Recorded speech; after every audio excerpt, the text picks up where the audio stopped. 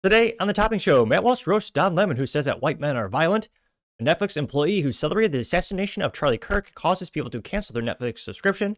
Donald Trump says our military purpose is to protect the homeland and not police the world. I review every new car you can get in the US for under $25,000. And Anker recalls your power supplies yet again. All of that and much more on the Topping Show.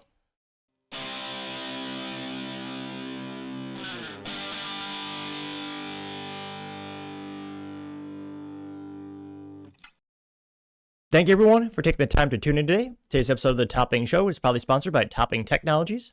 Topping Technologies is an IT value-added reseller and services company with a special proficiency in IT security. Heck, I see their founder at least twice a day. Gotta say he's quite handsome and brilliant.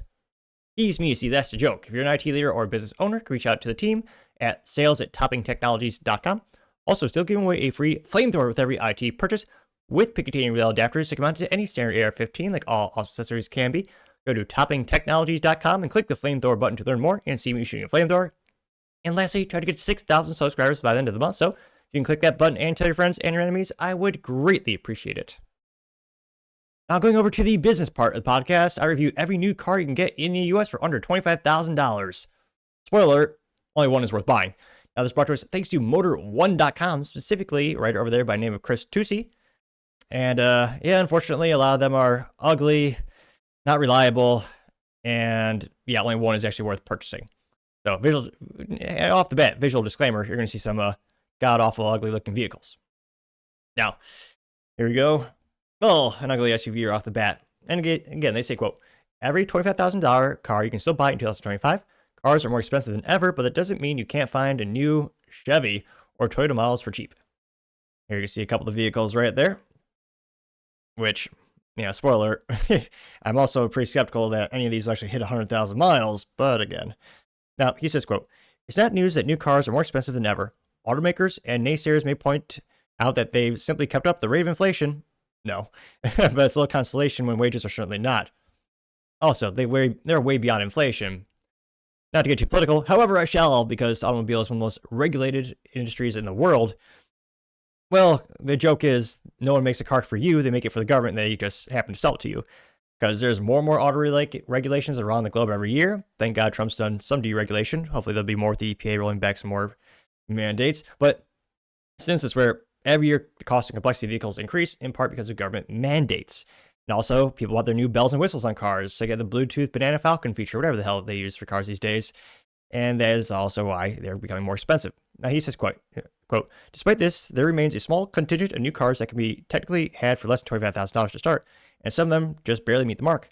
No, these vehicles are not very big or luxurious, and you'll probably be shopping at the bottom, most sparsely equipped end of the brochure, but that's just the name of the game if you want to get a new car smell while having the smallest payment as possible. Using base starting prices, including destination, here's every new car you can still buy in 2025 for under 25 grand. Granted, that's also before you're robbed, tax for the registration fee, which, yeah, I believe it's 6.25% or something like that in Texas. Disgusting how much they rob us. But nevertheless, the first on the list is a Chevy Trailblazer coming in at $24,995. They say you'll get 30 mile per gallon combined fuel economy. They say that, quote, Chevrolet's subcompact Trailblazer crossover just qualifies for the list, starting at $24,995. Including one of the $1,795 destination charge that gets you a base front-wheel drive 2026 LS model.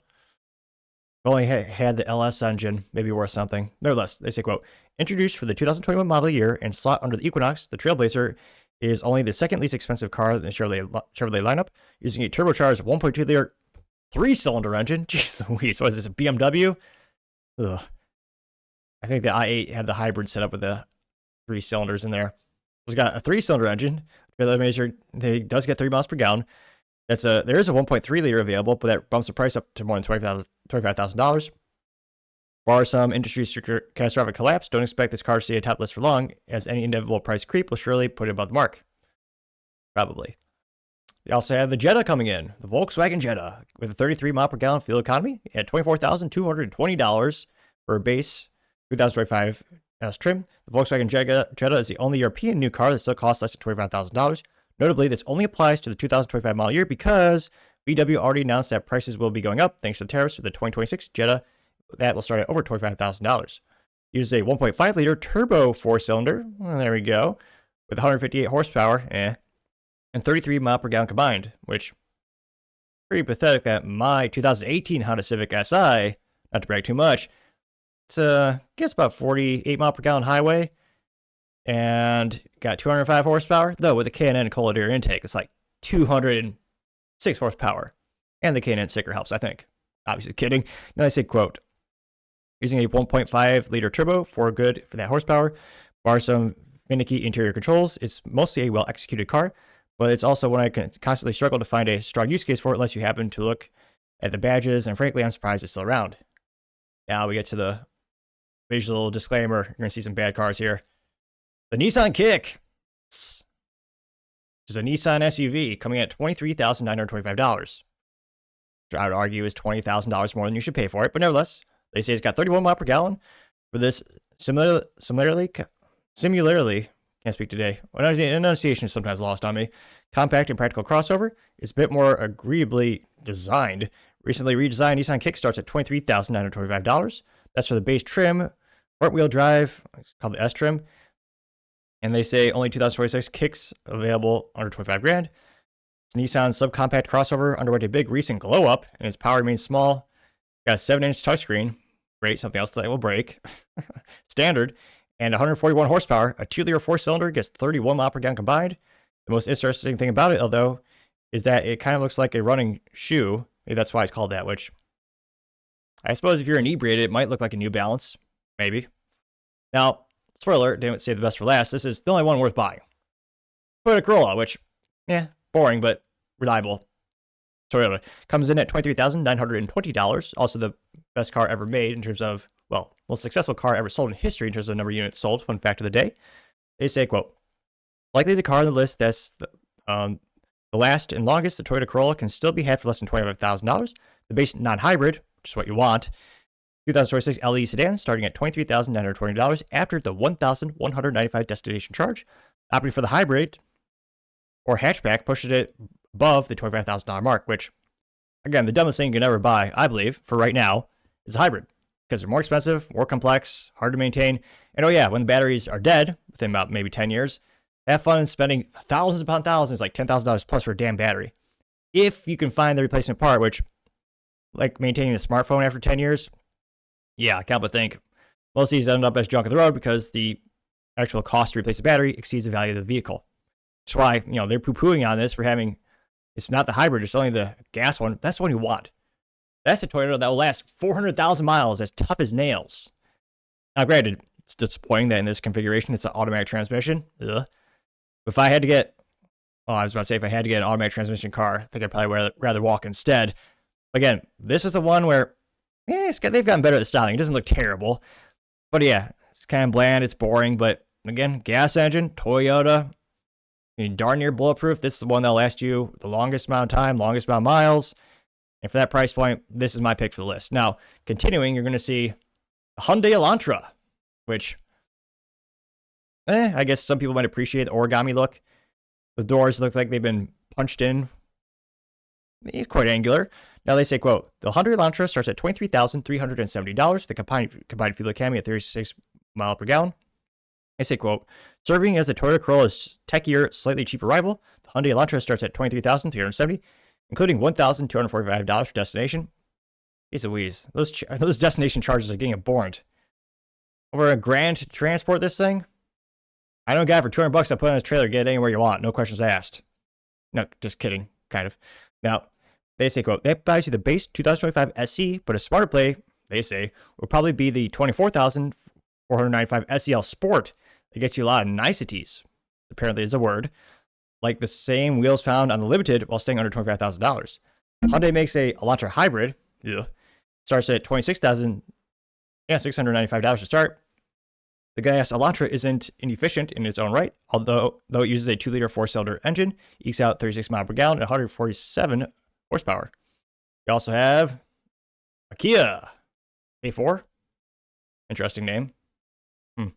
Starting at $23,185 with a 34 mile per gallon fuel economy combined. The Kia K4, the newest and most arguably, cooler looking or coolest looking, debatable, car here. That's slightly more affordable. Starts at $23,185 after a $1,195 destination fee. That's a sticker for a bargain basement LX you can spring for the $24,185 LXX without going over $25,000. That one gets slightly less frumpy wheels, a 60-40 split, rear folding seat, 2 extra speakers, and a couple of extra safety gizmos. The budget-friendly K4 has a 2-liter 4-cylinder, making 104 horsepower and achieving 34 miles per gallon. And even with more stylish hatchback coming in for 2026. But like the Corolla, I'm surprised if you could find one for less than $25,000. Yeah, probably. Now here comes another abomination that will hurt your eyes. Debatably worse than my face. Chevy Trax. Ugh. Well, I guess at least it's cool. It's a cool green color. Yeah, the Chevy Trax. TRAX. Now they say, quote, for a small Chevy crossover that's even cheaper than the Trailblazer, the Trax starts at $22,995, including a $1,395 for destination. That price is for the base 2025 LS, which it's heartbreaking. There's not an actual LS engine in there, but nevertheless, the 1RS is still under $25,000, coming in at $24,495 with freight. Despite being cheaper than the Trailblazer, the Trax is practically the same size, if not a little bit bigger in some dimensions. One big caveat, though, is that it's exclusively front-wheel drive and can only be had with a 1.2-liter engine. But if your budget is hard, capped at $25,000, this is probably going to be the right move. Unless you care about things like depreciation or reliability or recalls. If you care about those things, I would not purchase this vehicle. Oh, jeez. Now, another one is a Kia Soul, which somehow still exists. Those, I think probably the best sales rep in terms of automotive industry would probably be those funny hamsters that sold these things years ago. Still remember them. Hilarious. Now, although I don't know why you would trust a rodent for your vehicle, but nevertheless. You got the Kia Soul at 30 miles per gallon, and they say, quote, you've probably heard the meme coins, but if meme coins were a thing, Kia Soul would be a pioneer. Unfortunately, it's getting the ground floor is pretty affordable, 2025. The base Soul LX can be had for $21,935, including the $1,445 destination charge, while its nicer trim is still at $24,435. Oh, they did reference it. They say funky, hamster-shaped, and polarizing unique. The Soul is the compact utility you get when you want a Mini Cooper / Beetle Aura without dealing with the German car prices or maintenance. Getting one of these may or may not be in result of losing certain friends and their respect for you, but I argue that those people weren't great friends in the first place anyway, which is a funny looking vehicle. They always kind of looked hilarious, the hamsters and the angularity. Now, you also have coming in other places the Hyundai Venue. Ironically, it looks like something you would never want to take to any public venue, but it is named the Hyundai Venue at $21,695. They say that, quote, if you like a cheap Hyundai, but in its crossover form, then there's the Venue.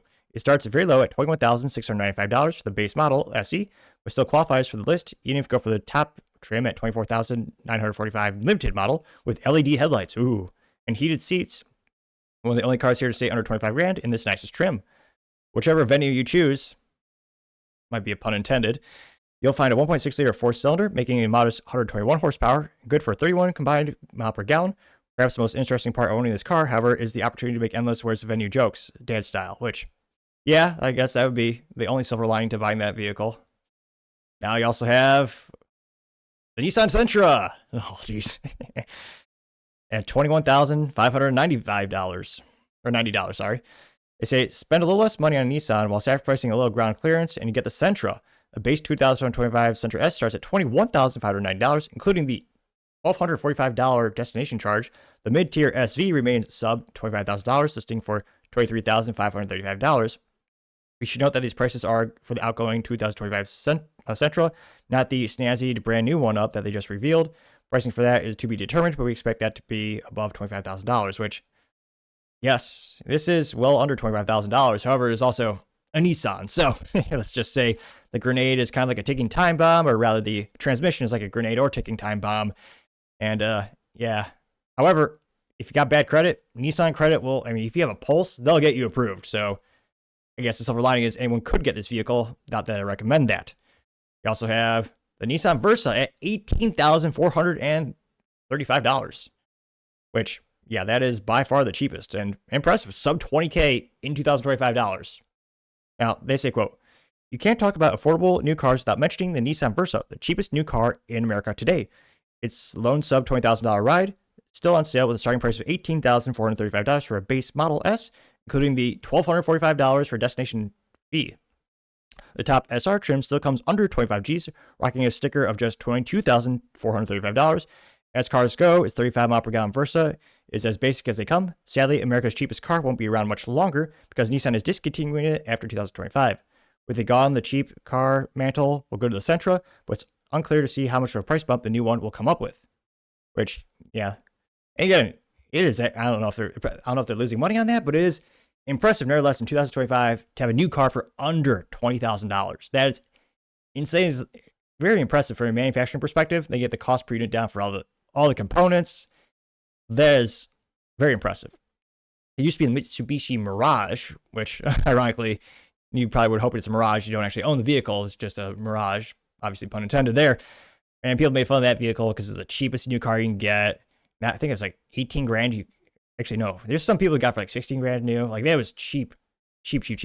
But it started every single time. And it got to work most of the times. And is it sad, thanks to, inflation as well as regulation, cars becoming more and more expensive. And it's also sad that all these vehicles come with an automatic transmission, which obviously to me is, I find it boring as hell. But yeah, I gotta say, for me, the pick would be obviously the Toyota Corolla.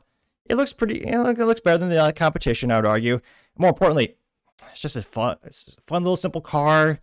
That gas engine will last, 300, 400, 500,000 miles, no problem.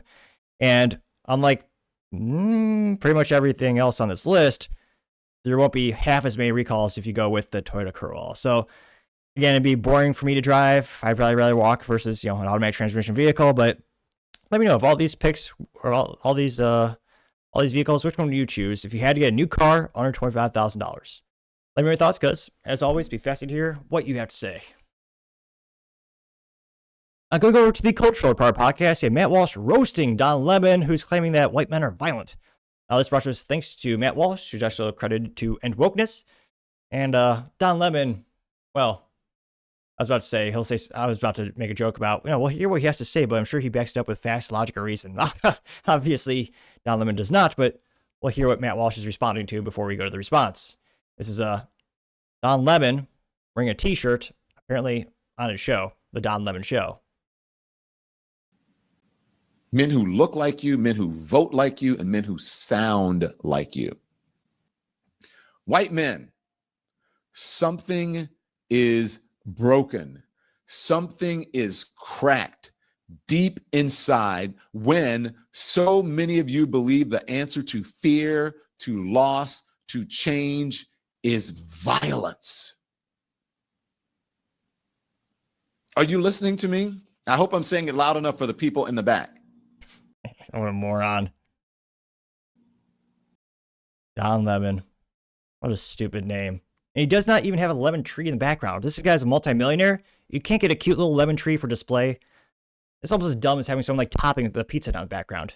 Oh, wait, I partially digress. Obviously, what he was saying is insane. I can't help but think of, Matt Walsh. We'll look at Matt Walsh first. Now, Matt Walsh responded saying, quote, "Black men are an order of magnitude more violent than white men." And Matt Walsh got 3 million views and 65,000 likes, which, in terms of homicide and crimes in the United States per capita, statistically true. However, perhaps to play the devil's advocate for a New York minute, if we were to include crimes perhaps against humanity or deaths from like big pharma, all of a sudden those scales tip pretty big one way is all I'm saying. Perhaps another topic for another time, but in terms of what we think of in terms of immediate crime, yeah. Now, Don Lemon, interestingly enough, he's saying, white men are violent. That's their response.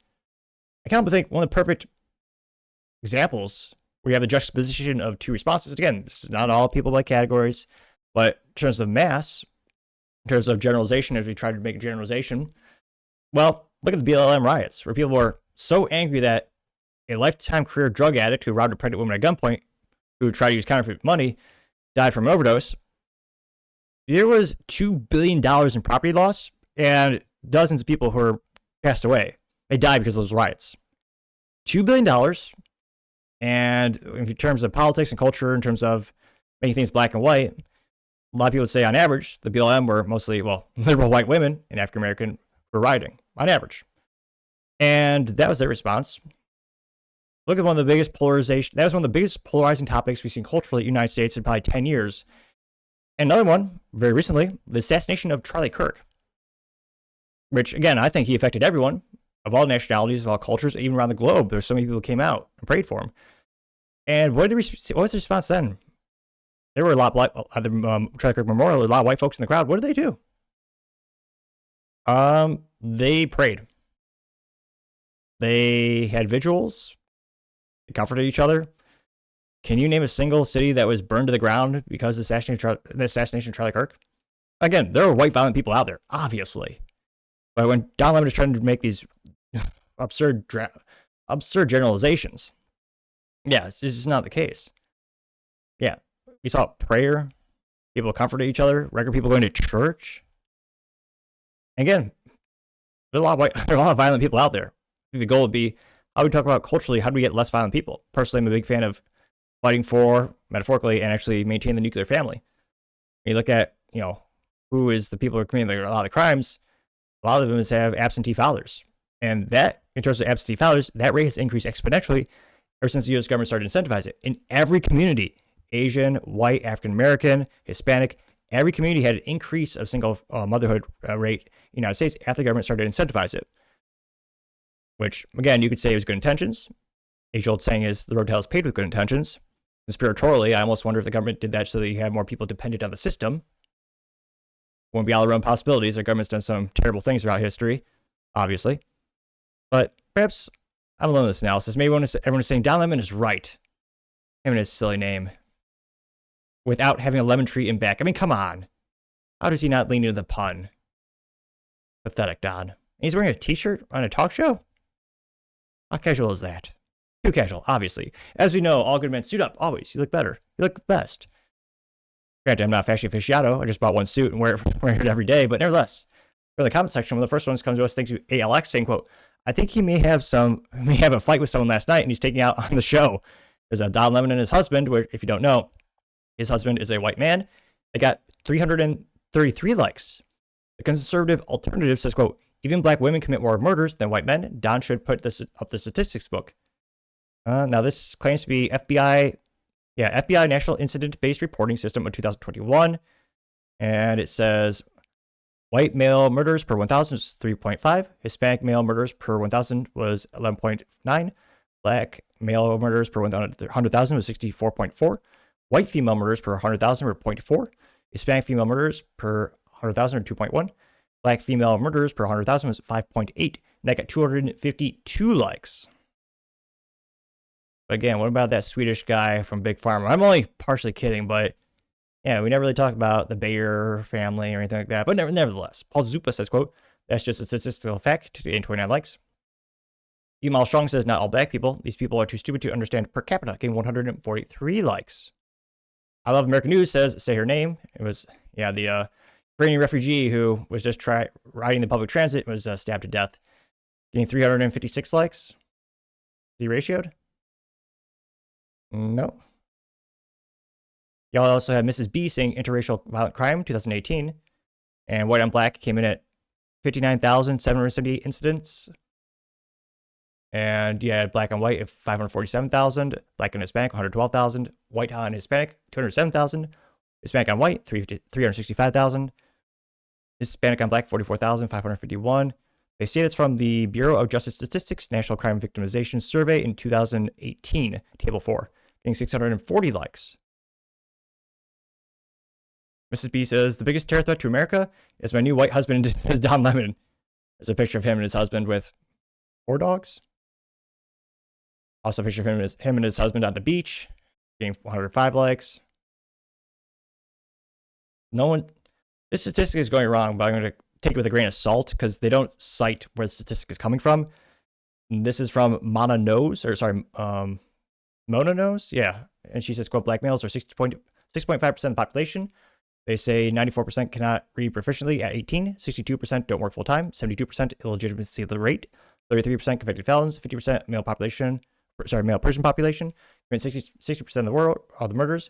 But white people, racism, and guns are the problem? Question mark. 167 likes. Oh, Scooter says, don't think so, pal. It's a picture of the Charlie Kirk assassin getting 76 likes, or I guess we have to say Tyler.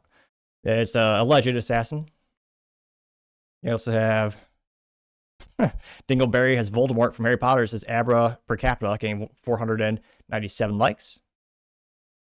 This B has a picture of a white elephant in a boardroom labeled white genocide, and the board table says just pretend you don't see it, getting 42 likes. You have Samantha Brown has a picture of Don Lemon interviewing someone and says, complain about white men and white privilege, yet both have white male spouses, getting 31 likes. Let's see.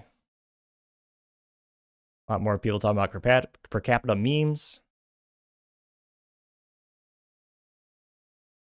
Free Thinkers has a, it's like a meme or a Photoshop of the video game rating. It says Don Lemon's rating, it says R for retarded, getting 13 likes. Let's see. Trying to see if there's any more contrarian statements. And a lot of people are just bringing up the same. A lot of people are just reposting the same chart. Again, it'll be interesting to see. And there really isn't. I wish there were more conversations around how do we, instead of just, throw, as youth might say, throw shade, how we actually talk about, making things better. Richard Cooper simply says Don Lemon is a retard, getting 74 likes. Bingham Lau says, look at all these white dudes. And say it looks like a street takeover. It's a African American male. A couple of them fighting each other while people around are standing and watching it. 13 likes. And then just more and more pictures of Don Lemon and his husband. Let's see. And I really do. How many people actually authentically watch Don Lemon for his content, or they just watch it to roast him or make fun of him? I mean, it's one of those things where I don't think he's actually making a living off of what he's doing right now. I can't but think he has to be living off either, not residuals. It's not like a fancy TV show, but if Don Lemon was smart, he would put his money into financial investments like S&P 500 index or something like that.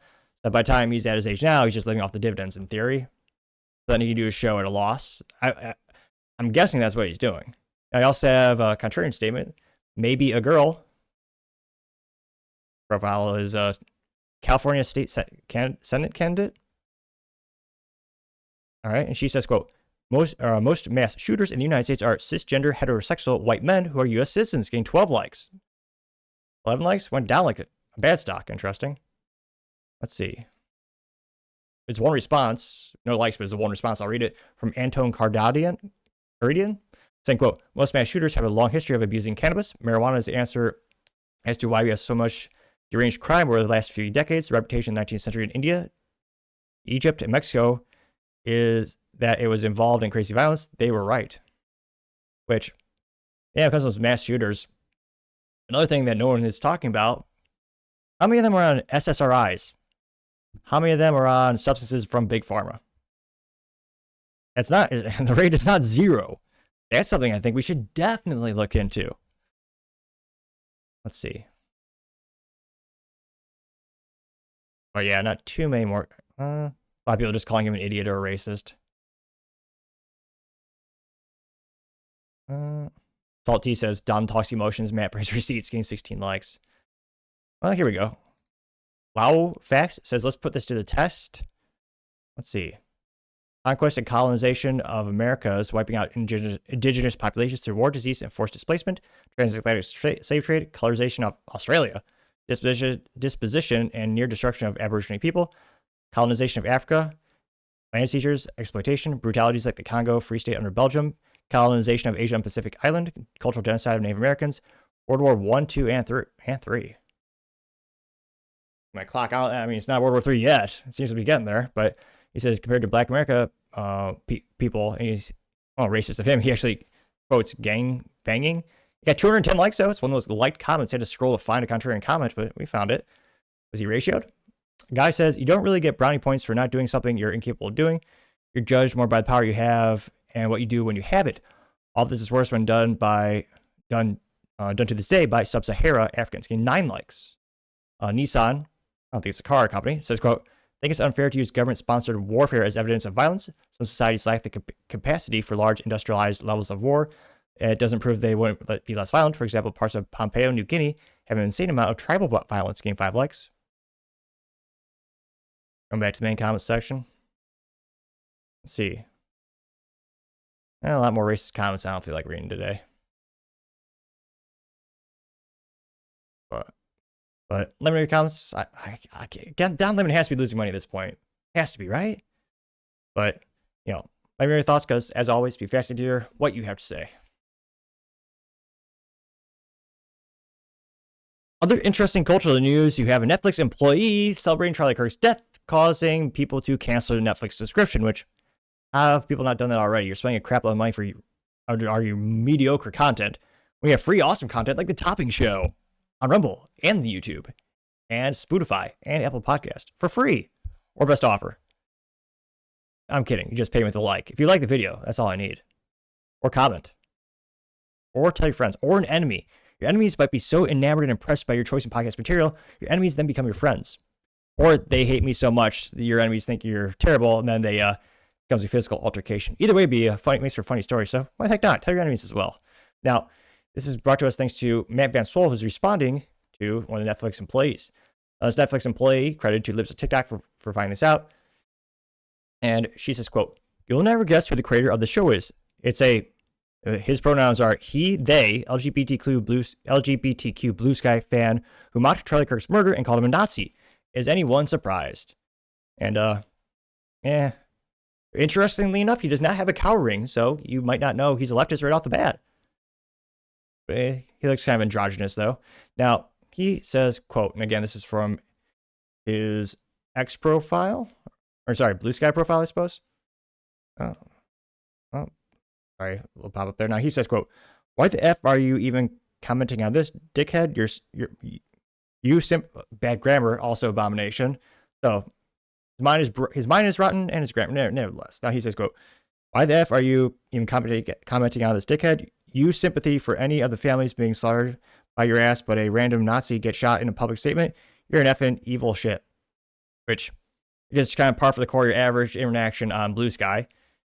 And he is known as they, Einzer and Glad award-winning creator of Dead India and Netflix Dead End, Paranormal Park, Go Man, Volume 1 out of 125, living in London. Ugh. Now, Matt Van Swol responded saying, quote, "Just canceled my Netflix subscription. If you employ someone who celebrated the murder of Charlie Kirk and makes content that pushes pro-trans content on my kids, you'll never get a dime of my money. It's as simple as that."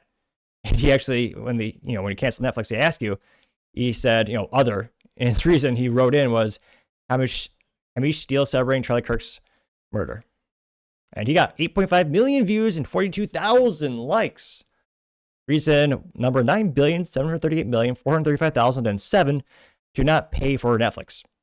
Again, you're paying for crap you don't need, and you can't trust the content if you want your kids to watch, because they put perverted things in front of their eyes.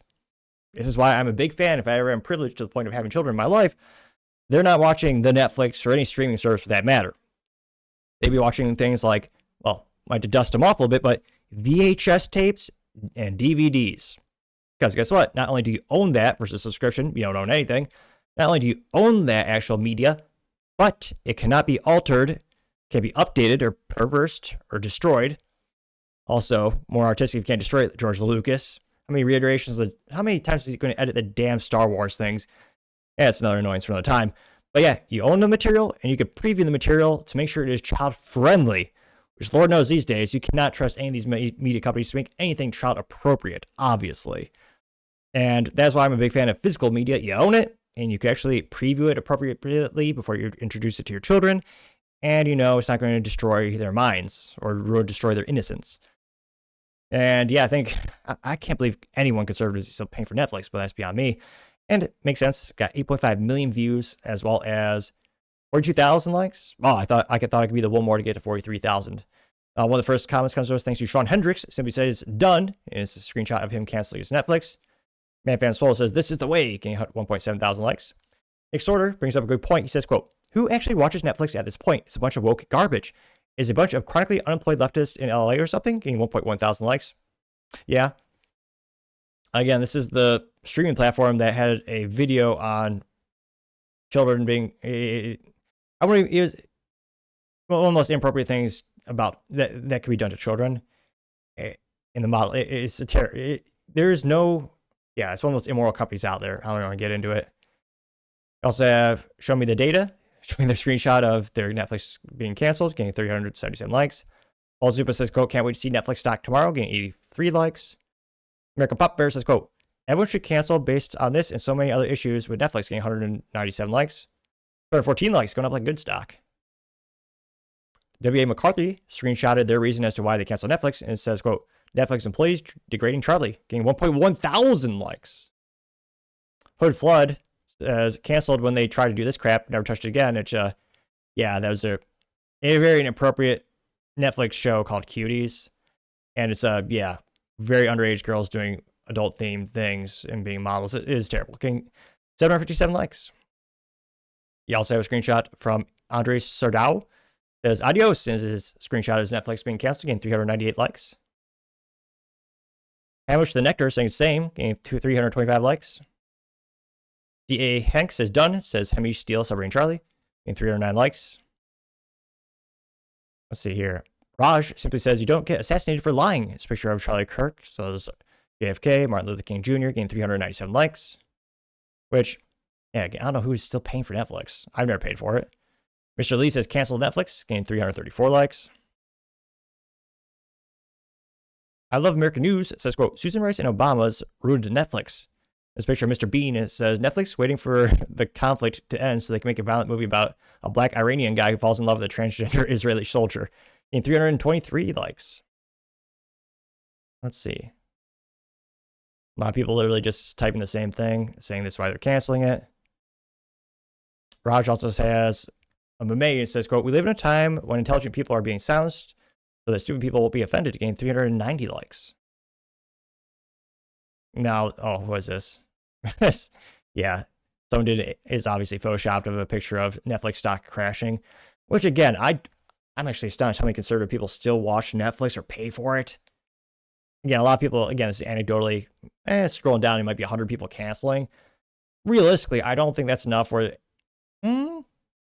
I don't know if that's enough to actually have an impact on the stock price. I'm pretty skeptical when it comes to single variable analysis when it comes to stock price. A lot of things affect it. It goes up and down every single day. I don't know. Let me know in the comments. Do you think there are enough people who will cancel Netflix because of this incident to actually have the stock be affected and their sales to go down? It's such a thing. And a lot of subscriptions are like this. It's so sticky. It's like there's a term in retail. When you buy it, you're just going to buy it again. And subscriptions are notorious for people will buy it and they forget to ever cancel it. There's a whole industry where you can actually pay someone to cancel that, which is kind of funny because that's a subscription for canceling subscriptions. Kind of a study. But nevertheless, it's an industry in and of itself. Maybe there's just a bunch of conservative folks who are still paying for it and not realizing it. Geez, Elizabeth Townsend says, quote, done. Remember since 2013, should have done this a long time ago. How much money did you piss away paying for this for over 10 years? I'm pretty damn frugal, I know. I mean, my media I just get for free on rumble.com or maybe the YouTube. Like, I can't imagine paying for media every month for 10 plus years. I mean, just, I'm so flabbergasted. I can just imagine how much money you lost. Like, what if you put in the S&P 500, or you could have invested that, because again, everything adds up to the aggregate and it grows over time. I mean, I can't imagine having so much disposable income that you have subscriptions personally. I am part of the 1%. Not fiscally, like I'm not rich.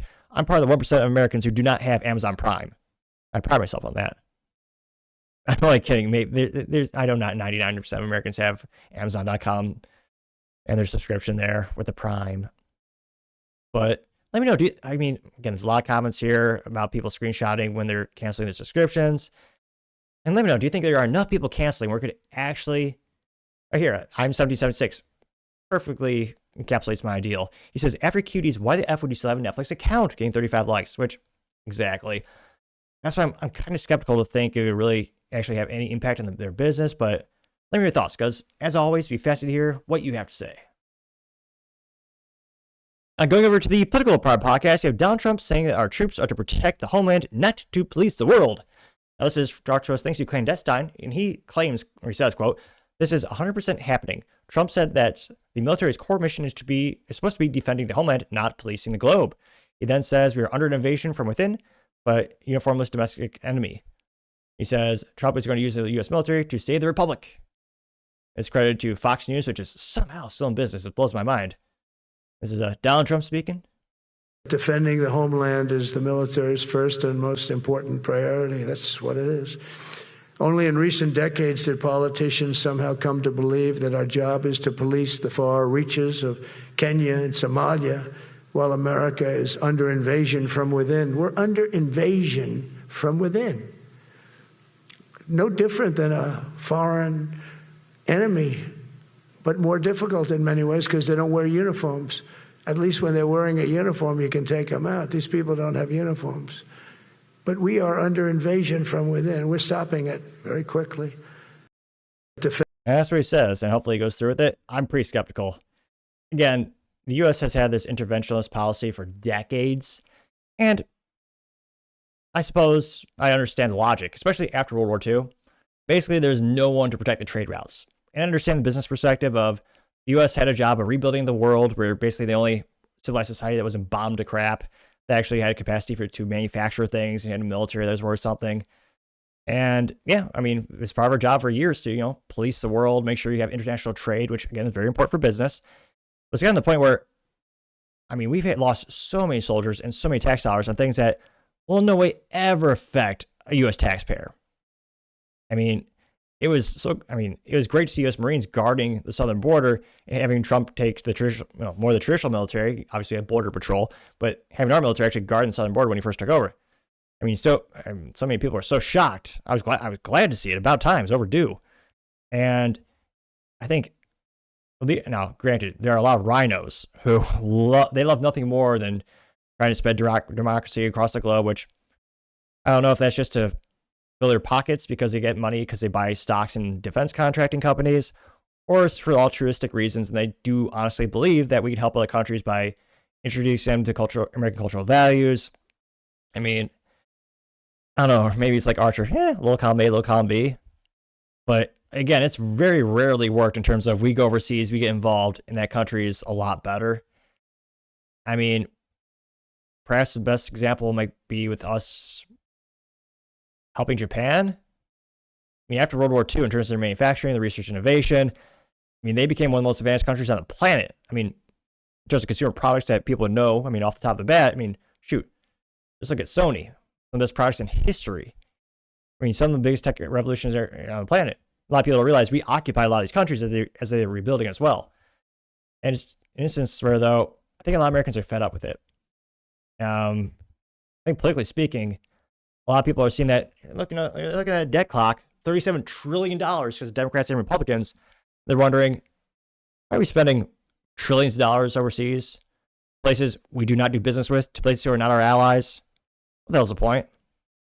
I understand the argument in terms of if they were actually using the military to guard our business partners who are strategic allies who actually do a majority of the international trading with us. I understand that argument. And I understand the value of having allies across the globe. But in terms of us spending more country, I mean, look at NATO, that ripoff. We contributed the most in terms of GDP. We were basically carrying the whole world on our back, which we can't afford to do anymore. A lot of people are worried if we do less, then China will take over. That is a valid concern, especially with their Belt and Road Initiative. It's not good to have China making deals with these countries. They're actually making, as Trump would say, China's out there making the best deals. They're giving the infrastructure, the free Huawei gear with the networking, which, yeah, Huawei makes exceptional networking equipment, partially because they rip off technology, so they don't have to worry about research and innovation to the extent that other companies do, but it's also spyware.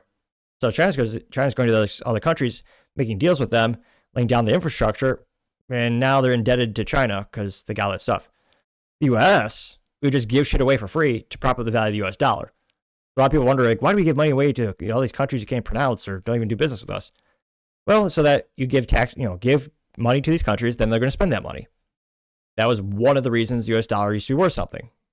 They used to because thanks to the Federal Reserve, and again, Democrats and Republicans printing money left and right, unfortunately, the U.S. dollar is worth less and less and less.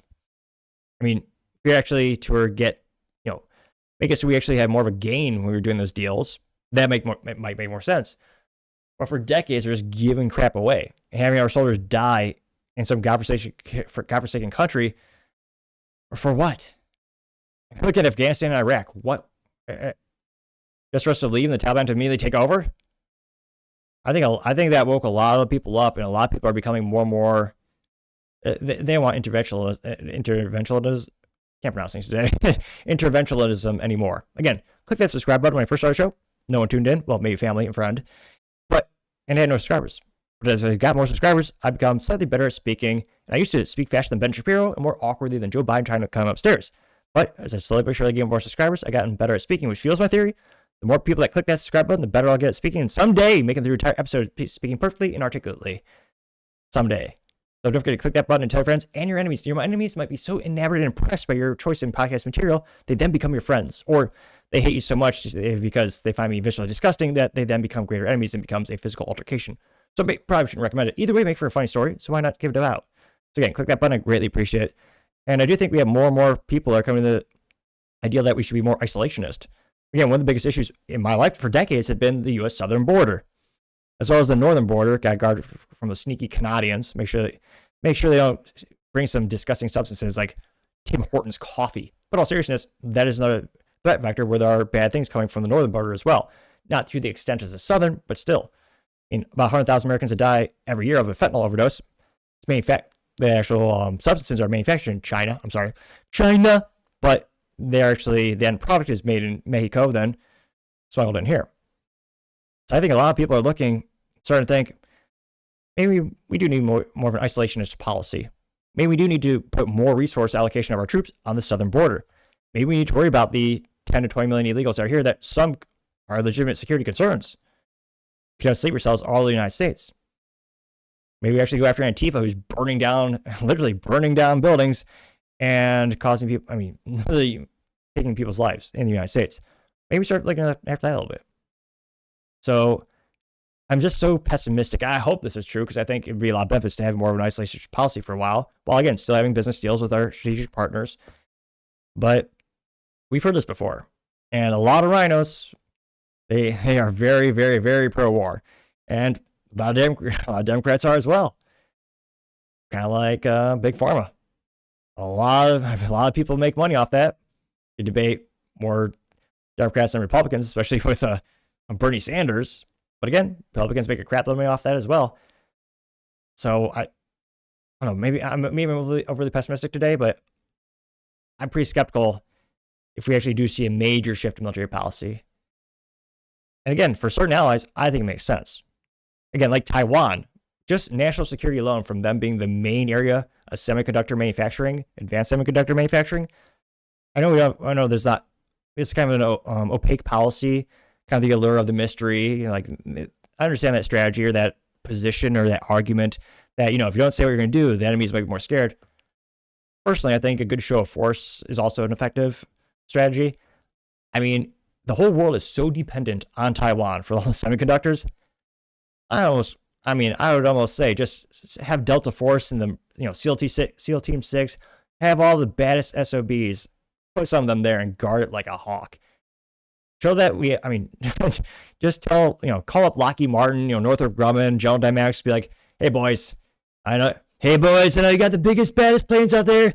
You guys make the hardware like Halo in the video game, only to life. It costs a pretty penny, but god damn, it's impressive. Send one of each to Taiwan. They literally make sci-fi come to life at those companies. Very impressive, very expensive. But yeah, I would put a bunch of hardware in Taiwan. Because again, we do a lot of business with them. The world depends on those semiconductors. If China were to take that over, and again, there's a lot of theories on what type of kill-safe mechanisms do they have. What happens if China gets hold of the TSMI machines that make the actual semiconductors? TMSI, sorry. And there are a lot of rumors of contingencies of what would happen. Yeah, I would guard that like a hawk. That would make sense. A strategic country. We rely on them heavily, even as we build out our semiconductor manufacturing in the U.S. Taiwan is still number one dominance for the advanced semiconductor manufacturing.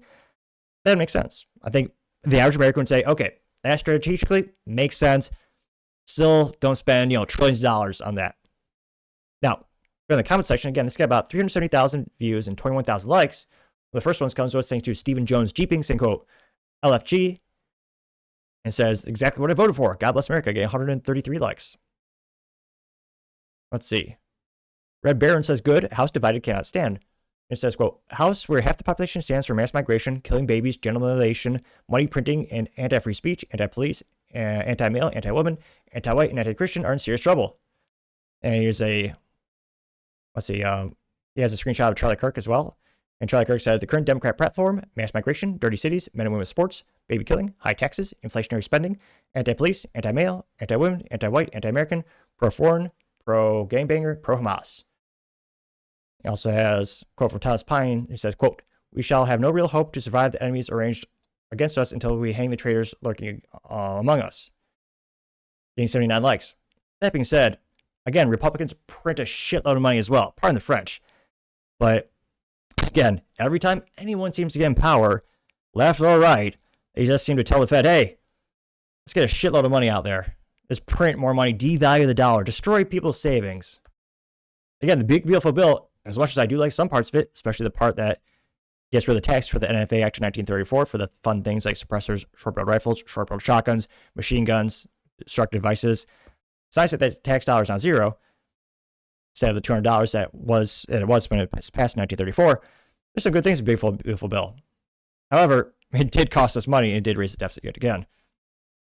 And again, Republicans are in charge. They increased the deficit. Now, granted, there's some stuff in the bill that Democrats fought for. That'll benefit them too. But again, it passed. And that got 79 likes. You also have Alan Paul, it's a picture of a girl holding a sign that says, quote, do you realize if Democrats would stop shooting people, gun violence would drop by 90%? And 33 likes. Let's see. Pappy simply says, it is happening, getting 24 likes. Let's see. You also have Alan Paul, and it says the Democrat Party is a death machine. Free Fall 6 says Godspeed. It's a soldier kneeling by a cross, getting 47 likes. Let's see. Michael Freer says he stood up and lied to all the military leaders time and time again, one lie after another. The embarrassment that this nation has become because of this man continues, getting 5 likes. Was he ratioed though? Mark says I voted for this and I'm proud of it. I have nothing to hide from, getting 2 likes. Bye Bye Deep State simply says prove it, getting 3 likes, which, I mean, ironically, one of the reasons I think we will continue with the wars is the deep state as well. Let's see. And not too many contrarian statements here. Johnny B. Good says, I recall Obama referring to a civilian national security force when he was campaigning. It seems he was successful. Most didn't realize what he actually meant, but I think it's obvious he was referring to the Antifa shock troops. And 36 likes. Thomas Aquinas. I know the saint is tweeting. Simply says, quote, yes, and send the loser to Gitmo. It's George Soros getting 15 likes. Let's see. Tom says they need to stop handling Antifa with kid gloves, arrest all and any who commit acts of violence, getting 25 likes. And again, well, the issue with that is there's a lot of activist judges who will just toss them out and let them go back on the streets. Vanessa says he's telling everyone exactly what his plans are. We've been invaded and he knows it. And he's taking our country back. He said he would, and I believe him, getting 68 likes. So again, there's a lot of people, a couple people are optimistic, a couple people are skeptical. I mean, I certainly hope we'll have some more law and order in the United States, but let me know your thoughts because, as always, be fascinated to hear what you have to say. Now, going over to the business blunder of the day of Anker recalling their power supplies because, whoops, they might catch fire yet again. That's brought to us thanks to the United States Consumer Product Safety Commission, perhaps the only useful government website, granted, pretty low bar, and they say, quote, Anker power banks recalled due to fire and burn hazards manufactured by Anker Innovations, which, not great news for Anker yet again. Especially because this is probably one of the most respected brands when it comes to technology accessories and portable technologies like this. Now, they say, quote, the recall involves the Anker power banks with model numbers A1647, A1652, A1257, A1681, A1689. They say the power bank can be used as a portable electronic charging device for smartphones, laptops, and tablets. It says, I was going to say, let me just pull the picture here. There we go. It has the word Anker engraved on the front, and the model number is located on the bottom or side of the power bank. Consumers can locate the serial number next to SN code on the back for the power bank. They say consumers should immediately stop using the recalled power banks and visit Anker's recall page, anker.com/RC2506, to verify the product serial number and register it for the recall. Consumers should that are impacted by the product recall can contact Anker Innovations to receive a full cash refund or Anker gift card that can be used for a variety of Anker products. To receive the remedy, consumers will be required to submit a photo of the recalled power bank, showing the model number, serial number, their name, the date of the photograph, and the word recalled written on it with permanent marker. Anker will be providing instructions for consumers on how to dispose of the recalled power banks, which, spoiler alert, gotta be careful because it's got lithium ion, which is a highly volatile. There's a reason why you should be very, very, very, very cautious if you ever see a EV on fire and presumably go the opposite direction and run away. So this is going to be a pain for anyone because unlike most products that get recalled, you can't just ship this out somewhere willy-nilly. Now, they even have a big disclaimer saying, do not throw this in the garbage bin because, it's lithium ion. You don't want to do that. And unfortunately, they did not get ahead of the recall this time. They say the firm has received 33 reports of fire and explosion accidents or minor burned injuries, and more reports of substantial property damage have reported thus far. Which, not great yet again for Anker. These are sold at, I almost don't believe it, Best Buy. I'm pretty sure they only have 25 customers who go there every year. But apparently these were sold at Best Buy, Target, and other stores nationwide like Amazon.com, AliExpress, eBay, and Walmart.com, and TikTok from August 2023 through June 2025 for between $30 and $50. They're manufactured from Anker Innovations Limited of China. I'm sorry, every time I hear that, I always hear in my head, China. Gotta say it right? And again, this is not great news because it's usually one of the recommendations I have when it comes to non-manufacturer accessories for like smartphones and tablets. Like it was one of the best bang for your bucks out there. They make great cables that work most of the time, and yet they seem to have more and more of these recalls. And again, this is one of those things where one of the products that get recalled, lithium ion, are the worst because again, it's expensive and complex to get rid of. And it is a big safety hazard. And this is not the first time this has happened to Anker. I gotta say, Anker, with your power banks, you are yet again the business blunder of the day. Thank you, everyone, for taking the time to tune in today. Again, try to get to 6,000 subscribers by the end of the month, so you click that button. I greatly appreciate it. Also, give me a thumbs up, thumbs down, or comment. It's a great way to give me some additional feedback. Let me know how I can make the show better and better. Lastly, don't forget to take time to tell your family, tell your friends, tell your coworkers, heck, tell your enemies, tell anyone, everyone. Just stay safe and fight the good fight.